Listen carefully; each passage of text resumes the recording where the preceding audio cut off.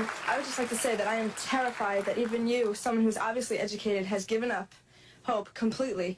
Like when you call upon us, you say white folk, you say black people, Jewish people. Why can't we come together? We obviously can come together. We just have to. We just have to find a way to do it.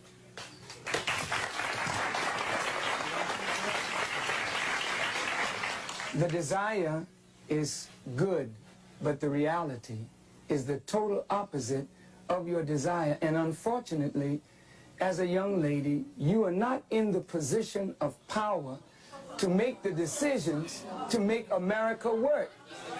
May I, you know, as an audience of intelligent people, I would like to just take a moment to say to you that I really don't think you fully understand what has happened to these people that you look at as second class or inferior citizens in this nation.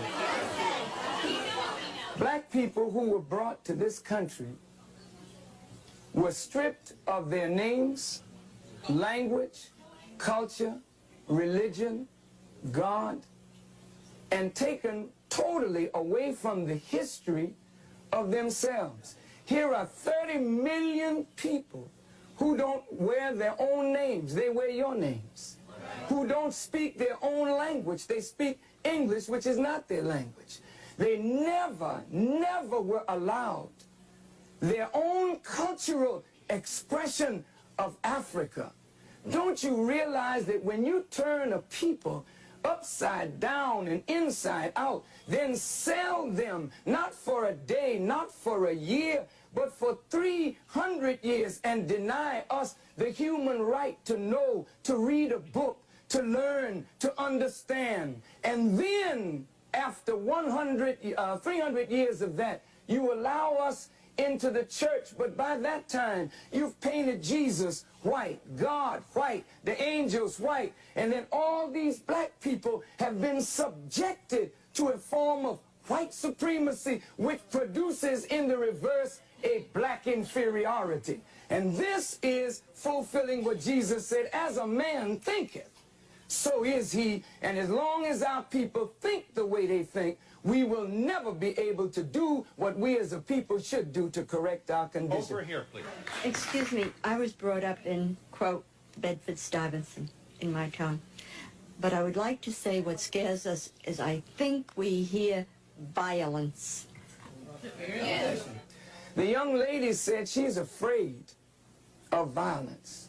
And isn't it sad that we who have been the victims of so much violence, now whites fear violence from us? We do not have a history of killing white people. White people have a history of killing us. See? And what you fear, may I say this, sir? What you fear, it is a deep guilt thing that white folks suffer. You are afraid that if we ever come to power, we will do to you and your fathers what you and your people have done to us. And I think you are judging us by the state of your own mind, and that is not necessarily the mind of black people. Okay, I've been listening in this corner right here, and I've heard a whole lot of negative things from the white people here. When you were trying to explain yourself, the white people don't want to hear you explain yourself. They drown you out. They start already trying to drown you out and talk over you. There's a certain amount of white arrogance here, and they don't want to listen to what black people are saying. They don't understand because they don't want to understand. I've heard a woman here say, go back to Africa. Somebody said, we have a black holiday. What does that mean? So what does that mean? He did not say that. He said, if we have a choice, what some of us can go and some of us can stay. Remember, but there's no understanding in here. People are just trying to talk. To those arrogant persons, you know, when you tell us go back, please remember where you came from. And when you want to relegate somebody to a specific place, just remember what your origin is in this world. Please, I'm not trying to be disrespectful, but I want you to understand that you, wherever you are on the earth, you are not a native anywhere. You came there and took it from the native people who are there. So please don't talk about going back, because if others talk to you about that, where would you go? I agree with you. Someone said we don't agree with you. I agree with you that we live in a racist society. But just as I'm racist, some of you are being racist in the fact that you're calling me a white folk. I realize that things that I have, things that I have, I realize most of them I may have gotten because I'm white, and I am privileged because I'm white. But I do feel guilty. There are feelings of guilt from being white, and I realize that. But you're building walls. We build walls this high. We're separated right now. The white people are on this side, and the black people are on that side. No, I mean, I feel that you are prejudiced towards white people. Yeah, it becomes apparent more and more as we listen to each other and try to talk to each other that we don't perceive reality the same.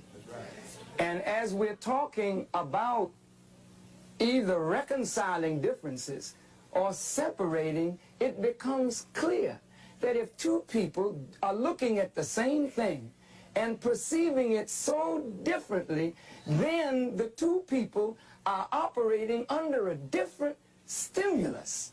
And so when the young lady says, I am prejudiced, to be prejudiced means to judge before the fact. After 400 years of living and experiencing, we're not prejudiced. We are looking at the reality of what we have suffered and continue to suffer. Are you there?